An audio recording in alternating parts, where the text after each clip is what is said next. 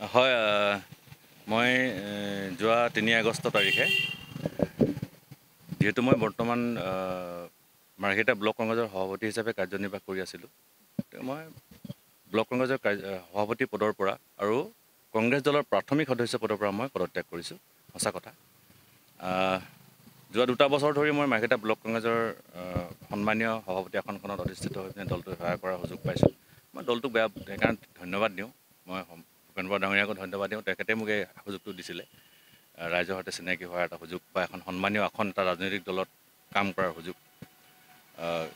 খুবেই ভাল হৈ আছিলে আমাৰ পৰিৱেশটো। লাহে লাহে একেবাৰে নথকাৰ পৰা আজি এটা পৰিৱেশ লৈ আমি আহিলোঁ। মই নকওঁ যে একেবাৰে জয় মই কিন্তু এটা ফাইট কৰিব পৰা অৱস্থালৈ আমি দলটোক উত্থান কৰিলোঁ। কিন্তু হঠাৎ গুৱাহাটীৰ পৰা এজন বিশেষ ব্যক্তি মাৰ্ঘেৰিটালৈ আহিলে। আমি তেখেতক লৈ পিনে আমাৰ পৰিৱেশটো দেখুৱাবলৈ যত্ন কৰিলোঁ। তেখেতো সুখী হ'ল। কিন্তু এটা কথা ক'ব নোৱাৰোঁ কি কাৰণে হ'ল, এইটো এটা ডাঙৰ কুৱেশ্যন মোৰ নিজৰে হৈ আছে যে হঠাৎ মোৰ ওপৰত এটা আক্ৰোশমূলকভাৱে এটা এলিগেশ্যন অনা হ'ল যে মই মাৰ্ঘেৰিটাত যদিও সভাপতি হৈ আছোঁ, মই কংগ্ৰেছ দলৰ কাৰণে বিশেষ একো ভাল কাম কৰা নাই। আৰু তাতকৈ ডাঙৰ এলিগেশ্যনটো মই অন্য দলৰ সৈতে মই যোগাযোগ ৰক্ষা কৰি চলিছোঁ বা কোনোবা বিশেষ বিধায়কৰ সৈতে মোৰ মিতিৰালি। তেনেতে দুখ লাগিব, কাৰণ 22 বছৰ ধৰি ভাড়া ঘৰত থাকি পিনে একেবাৰে সাংঘাতিক ধৰণে দলটোক ভাল পাই দলটোৰ উত্থানৰ কাৰণে দিনে ৰাতিয়ে কষ্ট কৰিলোঁ।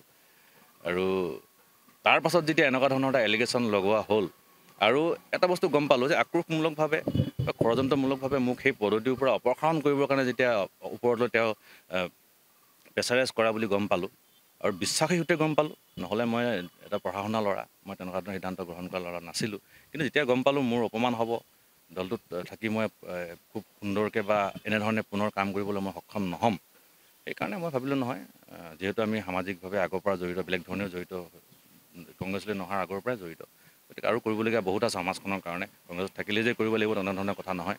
সেইকাৰণে মই ভাবিলোঁ নহয়, মই দলটোৰ পৰা মই পদত্যাগ কৰাটো উচিত হ'ব। কাৰণ মোৰ ব্যক্তিগতভাৱে আত্মসন্মানত আঘাত সনাৰ উপৰিও মোৰ ব্যক্তিগত জীৱনত ই প্ৰভাৱ পৰাৰ সম্ভাৱনা থাকিব। সেইটো কাৰণে মই কংগ্ৰেছ দলৰ প্ৰাথমিক সদস্য পদৰ পৰাই মই পদত্যাগ কৰিলোঁ।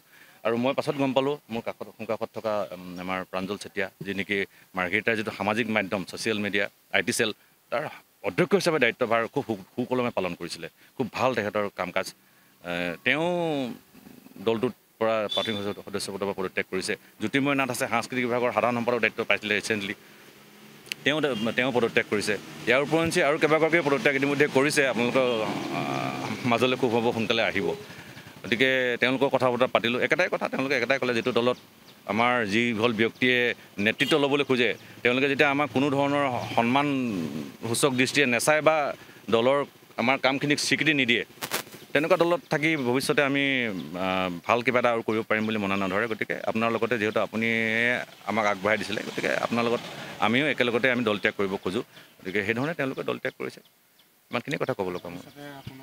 কিছুমান আমাৰ দলত, যিকোনো এটা দলতে হওক, আপোনাৰ কিছুমান ৰীতি নীতি বা ৰুল এণ্ড ৰেগুলেশ্যন থাকে। তাত হায়াৰেংকি বুলি এটা কথা আছে, প্ৰত্যেক দলতে থাকে। আৰু কংগ্ৰেছ যিহেতুকে এটা অতি পুৰণি, মানে আমাৰ দেশ স্বাধীন হোৱাৰ পৰাই আমাৰ কংগ্ৰেছত আছিল, গতিকে আমাৰ কংগ্ৰেছৰ ৰীতি নিয়মবিলাক মই ভাল পাওঁ। আৰু যিহেতুকে ভাল পোৱাৰ কাৰণে মই আছোঁ আৰু ওতঃপ্ৰোতভাৱে গ্ৰাছ লেভেলত কাম কৰি আছোঁ।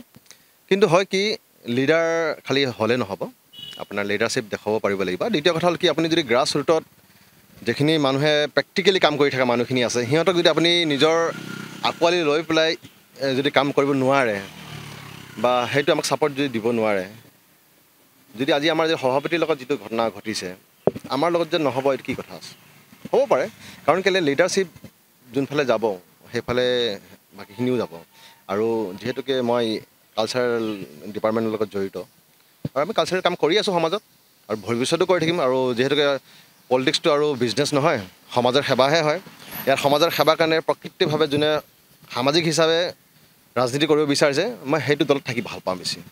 আৰু কূটনীতি নালাগে, কাৰণ কেলৈ আমি এতিয়া নতুন মডাৰ্ণাইজেশ্যনত নতুন অসম গঢ়াৰ এটা সিদ্ধান্ত লৈ পেলাই আমি ৰাজনীতিত নামিছিলোঁ।